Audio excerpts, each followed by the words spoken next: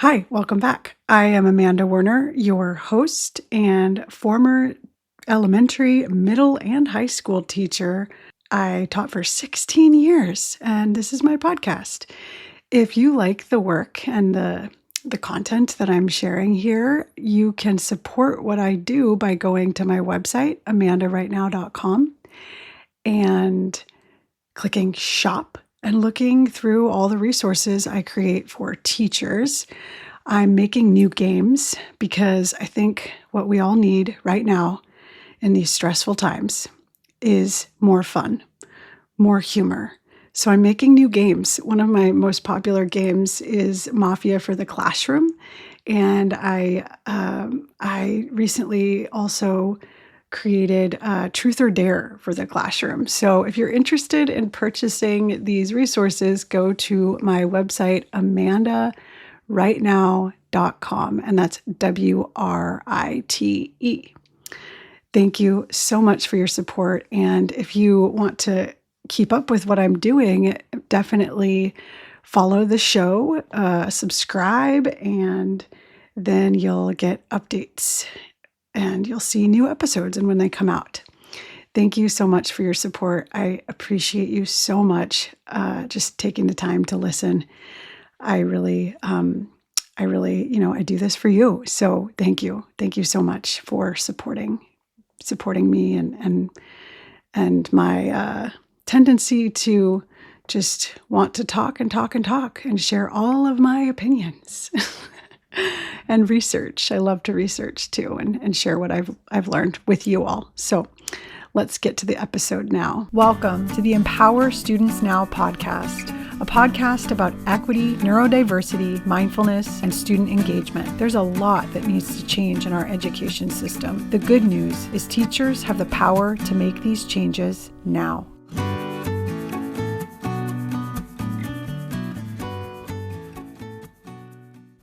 This is part 2 in a series about why I'm not okay with AI anymore. I wrote a series of blog posts about 3 years ago when chatbots, AI, and ChatGPT first came on the scene. And I was trying really hard to just be positive. And you could check those episodes out. They are positive, and they are very relevant still today, even though I published these 3 years ago. One is called How to Talk to Students about ChatGPT. The other one is 7 Ways ChatGPT Will Impact Students Positively. And another blog post I wrote is called My Best Ideas to Prevent Cheating with ChatGPT and How to Handle Plagiarism Suspects. So definitely check those out because they are definitely still relevant today. But recently, I have been really rethinking just AI in general, like specifically chatbots, because AI, I don't know if you know this, but it's been around for a long time. I learned that Google Maps uses AI, and so it's AI is not just chatbots, right? It's a lot of other things as well.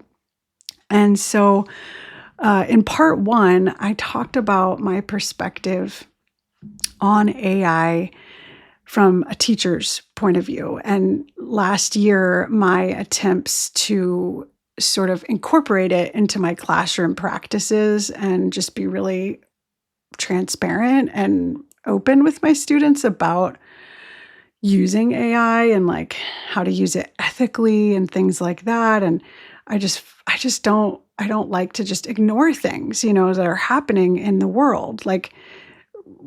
I think schools try really hard to protect students from what's going on outside of the schools, which is good, but it's also really challenging because kids are coming into our schools with a lot of information. I mean, they have access to so much, and their parents' political views and just whatever news sources they're consuming. Like they come in, and whatever they're going through personally, they come in with a lot of their own context.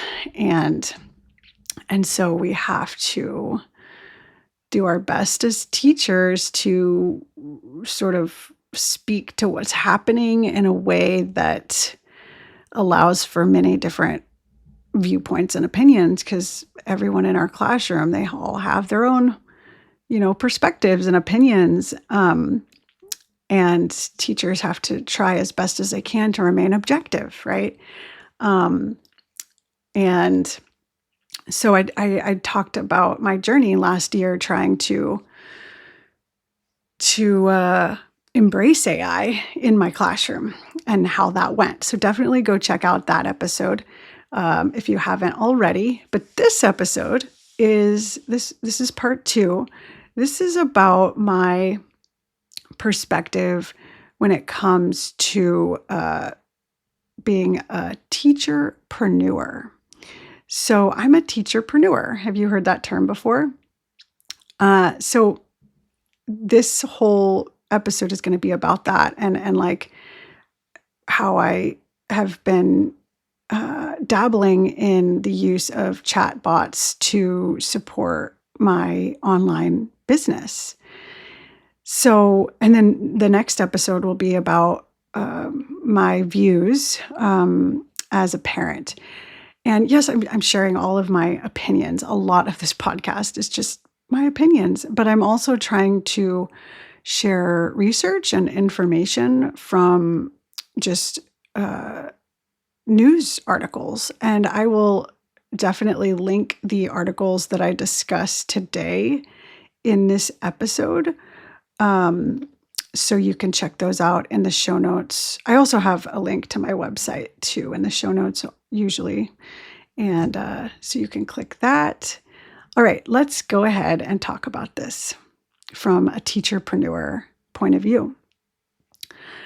I was very curious to see how specifically ChatGPT might help me in my teacher entrepreneur business. And I was especially excited about the potential for it to generate more ideas, like lesson ideas for me that could engage students, and ideas for new resources I might want to create and sell on my website. And I'm on Teachers Pay Teachers, which if you're a teacher, I'm sure you have heard of that website. It's kind of wild how many people have never heard of it. Like just the other day, I was talking to a friend of mine her occupation is, she's a therapist. And I told her I sell curriculum on Teachers Pay Teachers. And she was like, what? Teachers, what? And so it's just so interesting because Teachers Pay Teachers has been around for so long, but yet people who aren't teachers have no idea what it is. And so, I was super excited about this, as I'm sure many teacherpreneurs are. And I found recently, because ChatGPT and all these, AI companies, they're OpenAI, is the company that is behind ChatGPT.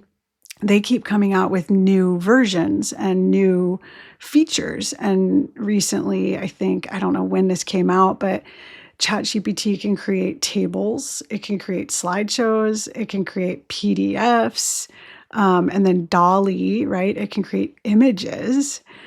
Whoa, I mean, it's just incredible, right? And so I've played around with those, but I'm not that impressed with what the slideshows and the tables and the PDFs look like. They're very basic, and sometimes they don't even turn out right. Like you'll try and create something and then it's just like a blank page and it's like, wait, there's nothing here, so there's a lot of glitches. And so, and my last episode, I talked about how I canceled ChatGPT. So I was paying $20 a month to have the best features of it, and I canceled it. And in this series, I'm talking about why I'm not okay with AI anymore. And OpenAI is not the only AI company, right? There's many, many other ones. Like Google has its own AI features, and I think it's Gemini, right? That Google's AI is called. And even when you Google search something, there's an AI response. And so there's all these companies are using AI.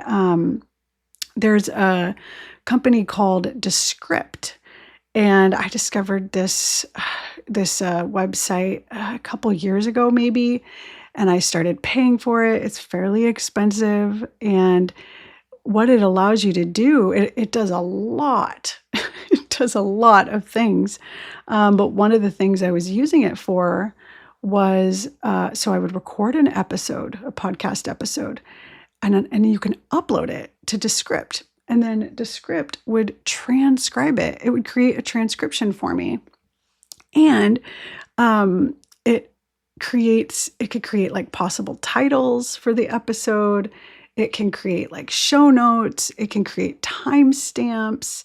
It can even create like highlight reels or shorts that I could, publish. I never have. I'm not really on social media anymore for many reasons. But I know there are people that miss me, but I don't know if I can ever go back. It was too much, it was too many things I was trying to do, and less is more. But back to this topic. So it was such a time saver, Descript, right? Like, especially when I was teaching, and, I can't like create my own transcripts. That would take hours and hours and hours. And just being able to have timestamps and show notes, and it's just, whoa, this is such a time saver, especially for a teacher. Another tool that I know a lot of teacherpreneurs use is called Canva. And I'm sure you've heard of it, haven't you? You've heard of Canva. It's a tool that even students and teachers use, but many online entrepreneurs rely on Canva. And it can create all sorts of things for you, slides, products, PDFs, all sorts of things. And it has its own AI features as well. It can create graphics. You tell it what you want, and it will just like pop out a graphic for my website and for podcast episodes. So I was doing that for a little while too. And I'm like super, super embarrassed to admit that, and this was out of curiosity, I even had ChatGPT, because I was so curious. I had it write some blog posts for me. And every time I was amazed at the speed that it could write a blog post. And just like the quality of the information was pretty good. It was good. It was solid. It was accurate. It was like well organized, But every time I did this, though, I thought, I can't use any of this. Like, this is wrong. How in the world could I transform this into my own? I think it would just be easier for me to just write this myself. So I would, shut ChatGPT down and then like go to a blank Google Doc, a bit frustrated, and honestly, like I look back and I it's sad. It's a sort of sad realization that like I couldn't even implement the lessons that I was modeling for my students a year ago, when I was talking to them about how to use AI ethically.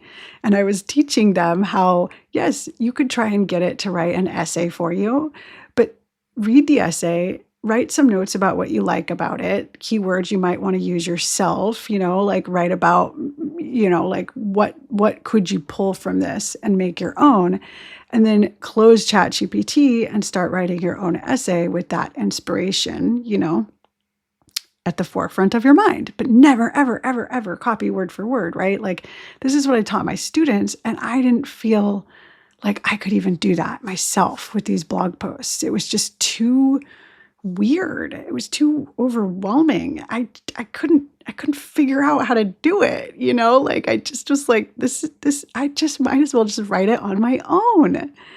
I felt like I couldn't compete on the same level. And so instead of feeling inspired, I felt defeated and kind of like, what do I have to say about this anymore? Why should I even write this? Like, if people could just search ChatGPT and get this kind of answer from it, like, what do I have to add? Like, what ChatGPT had produced was so comprehensive, but it was also dry, kind of boring to read. And I know I could probably prompt it to make it more interesting. But I don't know, like it just started to sink in that having the bot write blog post for me as inspiration, it wasn't a good idea. And I felt guilty for trying to teach my students to try this, like it was more like a feeling of defeat and like, what? I'm just going to spend my whole time that I could be writing my own thoughts down to try and like change what ChatGPT created, like so that it doesn't, like, so I'm not like being unethical and copying. And it just started to dawn on me that asking ChatGPT to write things for you, like an essay, for example, students, or an entrepreneur, like a blog post, it's a terrible approach to writing, even if it's just out of curiosity because you want to know what ChatGPT has to say about the topic that you're writing about. And the reason it's a terrible approach is because it steals this essential struggle that writers face of like not knowing what you want to say or how to say it until you start writing. I've always told my students that writing is thinking. If ChatGPT writes for you, it steals the opportunity that you have to investigate what you think about a topic and how you might approach it in your own unique way. Using AI to write takes all that away from writers.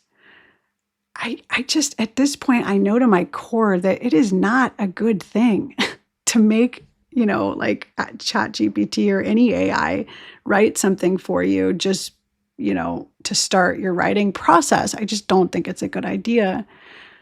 So transitioning into another topic, another huge important issue, and this is in the news a lot lately.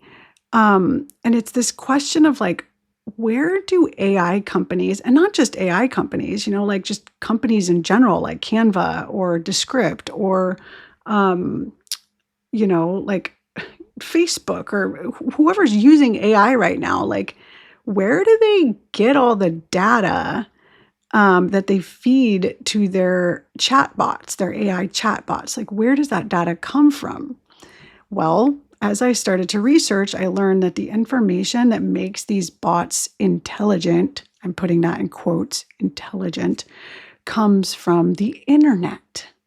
So AI company bots are scouring the internet, pirated libraries. So like libraries where there's books that are copyrighted, but they're available, right? Like this is piracy. YouTube channels, Facebook groups, Facebook in general, Instagram, all of those places. These companies are compiling all of those words, all of that data. They're just feeding these machines, right? Artists, writers, content is being fed to AI. And then, it's like giving AI like what it needs, right, to function. And then when someone goes and logs in on ChatGPT or wherever, this data then is used, right? And then it spits out whatever it's found from the online world in some new kind of warped form, right? And it's weird. Right now, there are many authors and companies suing OpenAI and Google and Meta, Facebook, and a company called Anthropic for breaking copyright laws. There's even an ongoing case right now between Reddit and Anthropic. So Anthropic is an AI company that says or is trying to prioritize ethics and users' privacy. But Reddit is suing Anthropic, and I'll put a link to the article about this, for Anthropic using conversations in Reddit forums to feed data to Anthropic's chatbot named Claude. All of these cases are ongoing. And there's an article in The Atlantic called Generative AI is Challenging a 234-Year Law. It discusses these issues in much more detail if you're interested in reading about it, or having your students read about it, like discussing these issues, seeing what their opinions are. I mean, this could stimulate a huge, really interesting debate among your students, because it's such a complex issue. So the AI companies argue that feeding their bots this data is protected by fair use laws, and that the chatbots produce something new and original from the data. In the article, I'm going to quote the article now. So this is a quote. Tech companies argue that an AI product will make knowledge more accessible, while the plaintiffs, like Reddit or these authors, argue that AI will reduce incentives for sharing that knowledge in the first place, because it's typically stripped of authorship and presented as the creation of AI.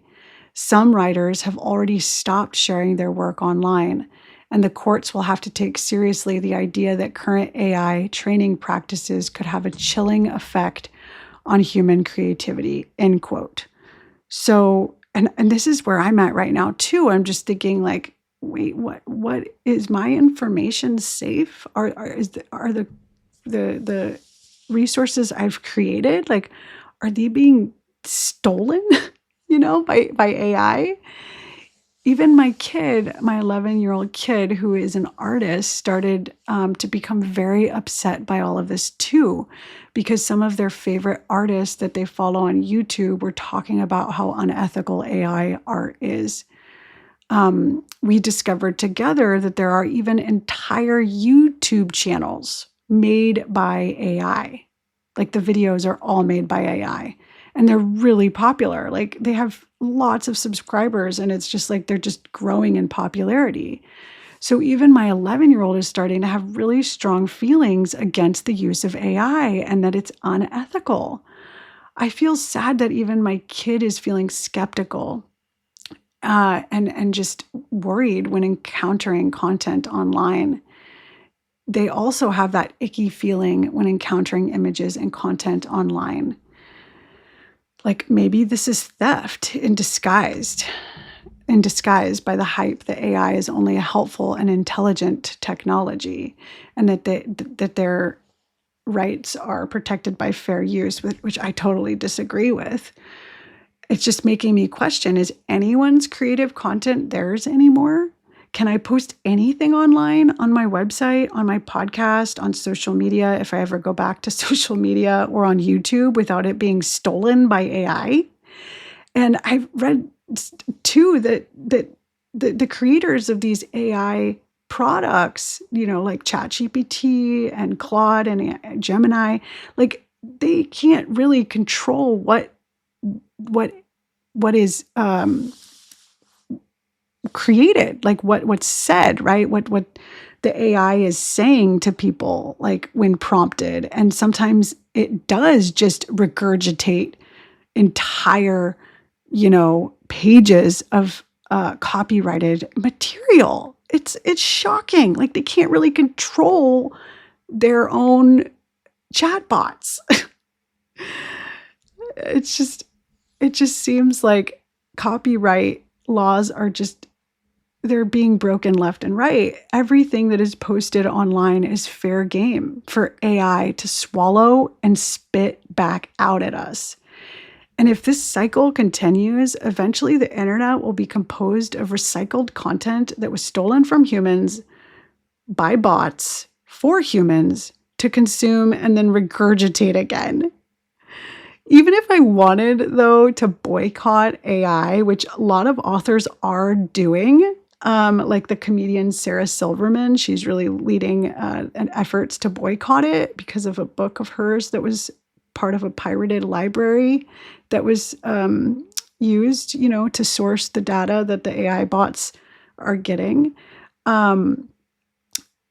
But like boycotting it is really, really challenging because all these big companies are incorporating it somehow or another, and like, how am I supposed to stop Googling things?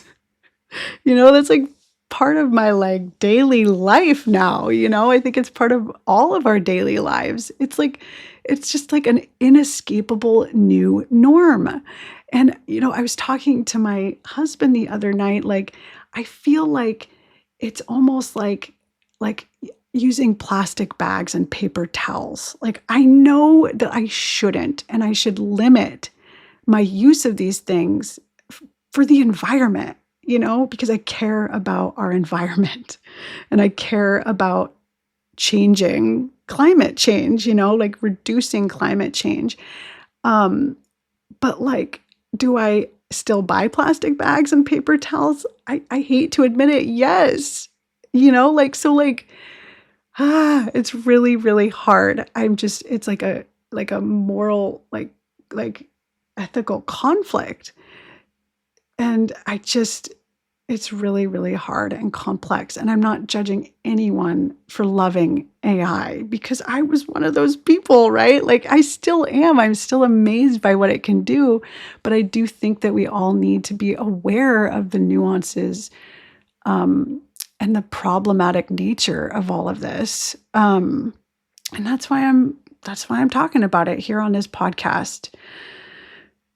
So there is a through line between part one, when I was talking about being a teacher trying to embrace AI and how kind of terribly that went, and now as an entrepreneur, having tried to embrace AI. And the through line is that in part one, I talked about this feeling of being hypervigilant. And I feel that as an entrepreneur, like I was hypervigilant in the classroom, and now I'm hypervigilant as an entrepreneur. As I read other people's blogs or posts on social media, I feel that same like alert, stressed out, hypervigilant tension that I felt in the classroom when I thought all my students were cheating. But now it's all the other entrepreneurs, writers, and artists in the world I'm questioning. As I scroll online or on social media platforms, thoughts swirl like, who wrote this? Was it AI? What about this art? Where did it come from? What artists or writers' work was used to make this, to create whatever I'm reading or seeing? It's creepy. So I hope you stay tuned for part 3, where I talk about probably my most important role, the role of a parent in all of this, and what I have to say about how parents are navigating all of this, specifically me and, some of my parent friends. And so I'm just attempting to kind of comprehend and articulate all of the nuances of what is happening here and how it's impacting the various aspects of my life as a teacher, former teacher now, teacherpreneur, and a parent of an 11-year-old. So the next episode, I will delve into all of this from a parent's perspective. So stay tuned, and thank you again for listening.